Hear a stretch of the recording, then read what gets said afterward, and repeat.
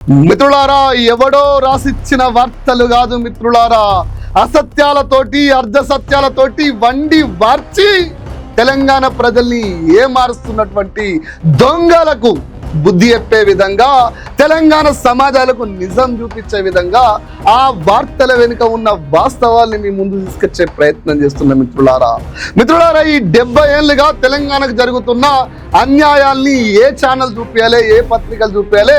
తెలంగాణ ఉద్యమంలో పుట్టిన 1-2 తప్ప మిత్రులారా, 1-2 తప్ప.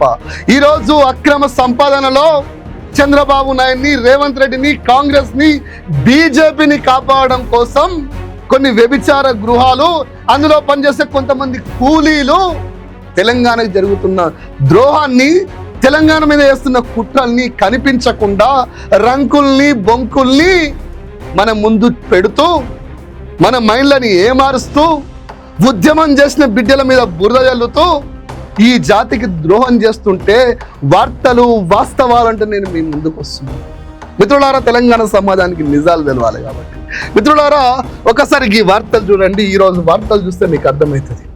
కేసీఆర్ మీద, కేటీఆర్ మీద, హరీష్ రావు మీద ఈ వ్యభిచార గృహాలు, ఆ పేరుతో నడుస్తున్న మీడియా హౌజులు, దానిలో పనిచేసే కొంతమంది కూలీలు గత 2.5 సంవత్సరాలుగా 3 సంవత్సరాలుగా వీళ్ళ మీద బురద జల్లడాలు, వీళ్ళ మీద విష ప్రచారాలు చేయడాలు, అర్ధసత్యాలతోటి అసత్యాలతోటి వీళ్ళ మీద వేసినంత ప్రాపగండ ఈ ప్రపంచంలో ఎవరి మీద జరగదు. ఇలా కేసీఆర్, కేటీఆర్, హరీష్ అయిపోయిండు. కొత్తగా ఆర్ఎస్ ప్రవీణ్ కుమార్ను కూడా ఈ గ్రూప్లో జాయిన్ చేసి తెలంగాణ ప్రజల పక్షాన వాయిస్ ఇస్తున్న ప్రతి ఒక్కరూ ఈ కాంగ్రెస్ ప్రభుత్వానికి, ఆ టీడీపీ చంద్రబాబు నాయుడికి ఈ స్లాటర్ హౌస్లు, ఈ వ్యభిచార గృహాలు, మీడియా హౌస్ల పేరు మీద నడుస్తున్నటువంటి వాళ్లకు మాలాంటి వాళ్ళు ఎప్పుడు శత్రువులే. ఇలా ఆఫీసర్లకు కూడా మేము శత్రువులమైంది మిత్రులారా. నేను వారం రోజుల కింద సజ్జనార్ ముందు దమ్ముంటే జర్నలిస్టుల విషయం మీద నువ్వేదో వేసినావు కదా, మరి నువ్వు సజ్జనరే కాదు, ఒక ఆఫీసర్ స్థానంలో ఉన్నావు కదా, ఆ ఆఫీసర్ స్థానానికి కలంకం తెచ్చే విధంగా తీన్మార్ మల్లిగాడు సజ్జనార్ని దందాల చిట్ట మొత్తం నా దగ్గర ఉంది, మల్లన్న మాస్ వార్నింగ్ అని అన్నప్పుడు కనీసం ఎందుకు చర్యలు తీసుకోలేదని వారం రోజుల కింద నేను ఒక వీడియో చేసిన. దానికి ఇప్పటి వరకు స్పందన లేదు. కానీ తెలంగాణ ప్రజల పక్షాన ఆర్ఎస్ ప్రవీణ్ కుమార్ ఒక క్వశ్చన్ చేస్తే ఆగ మేఘాల మీద సజ్జనారు వ్యక్తిగతంగా తీసుకొని ఓ నోటీస్ పంపించిండు. తనపై చేసిన ఆరోపణలు అవాస్తవమని 2 రోజులలో వివరణ ఇవ్వకపోతే క్రిమినల్ చర్యలు తీసుకుంటామని చెప్పింది కదా. మరి తీన్మార్ మల్లిగాన్ మీద ఎందుకు చర్యలు తీసుకుంటలేవు? తీన్మార్ మల్లిగాన్ మీద చర్యలు తీసుకపోవడానికి కారణం ఏంటి? నువ్వు చేసిన దందాల ఆధారాలు వాళ్ళ దగ్గర నిజంగానే ఉన్నాయా, లేదంటే అసత్యాలతోటి అర్ధసత్యాలతోటి అప్పటి ప్రభుత్వాన్ని కూల్చడానికి కారణమైనటువంటి మల్లిగాన్ని ముట్టుకుంటే రేవంత్ రెడ్డికి, కాంగ్రెస్ ప్రభుత్వానికి కోపం వస్తుందని భయపడుతున్నావా? రేవంత్ రెడ్డి అంటే ఇక్కడ ముఖ్యమంత్రి ఒక్కడే కాదు, హోంశాఖ మంత్రి కూడా. అందుకు భయపడుతున్నావా నేను అడుగుతున్నా. సజ్జనార్, ఆర్ఎస్ ప్రవీణ్ కుమార్ మీద వచ్చినటువంటి కోపము తీన్మార్ మల్లిగాన్ మీద ఎందుకు కోపం వస్తలేదు అంటే వాడిని చూసి నువ్వు భయపడుతున్నావా? నీ దందాల చిట్ట వాని దగ్గర ఉన్నదా? అదే వాస్తవమా?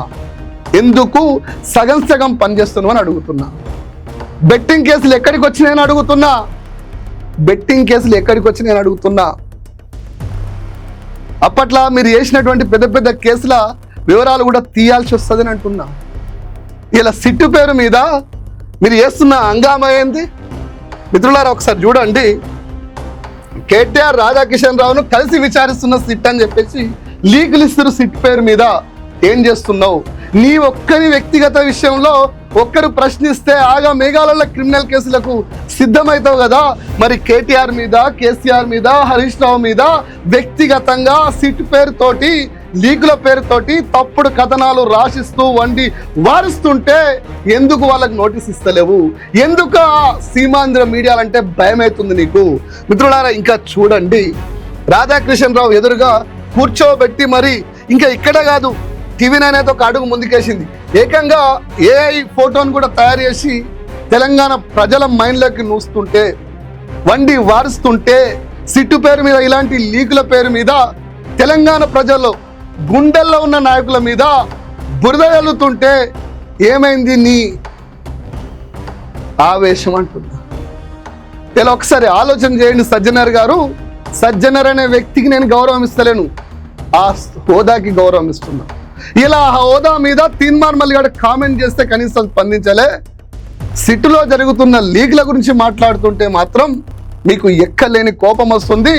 ఓపెన్గా క్రిమినల్ కేసులు పెడతామని చెప్పి స్టేట్మెంట్కి ఇస్తున్న సజ్జనర్ గారు, మీరు వ్యక్తిగతంగా ఎంత చేస్తారో చేయండి, ఏమి ఇబ్బంది లేదు.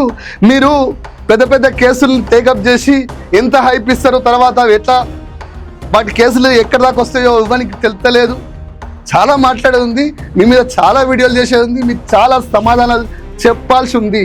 ఎందుకంటే మీరు ప్రభుత్వ జీతం తీసుకుంటున్న తెలంగాణ ప్రజల చెమట చుక్కల నుంచి వచ్చే పైసలు జీతం తీసుకుంటారు, మీరు సమాధానం చెప్పు తీరాలి. ఇలా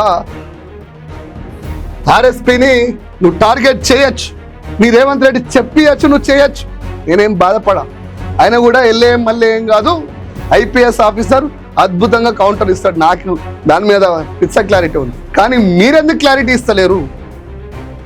మీ మీద కాదు, మీరున్న హోదాలో మీకున్నటువంటి స్థాయిని బట్టి, ఆ పదవిని బట్టి విమర్శిస్తే, మీరు దందాలు చేసిరని అభియోగం చేస్తే, అవి నిజాలో అబద్ధాలో చెప్పాల్సిన మీరు ఇవ్వాల్సిన నోటీసు మల్లిగానికి ఇవ్వకుండా ప్రజల పక్షాన వాయిస్ ఇస్తున్న ఆర్ఎస్పీకి నువ్వు నోటీస్ ఇచ్చిన చూడు. ఇప్పుడు అర్థమైపోయింది, తెలంగాణ ప్రజల పక్షాన మాట్లాడే వాళ్ళకు నోటీసులు ఇస్తాం, అవసరం అనుకుంటే తప్పుడు కథనాలతో మీడియాలతో రాపిస్తామని ఈ ప్రభుత్వం అనుకోవచ్చేమో.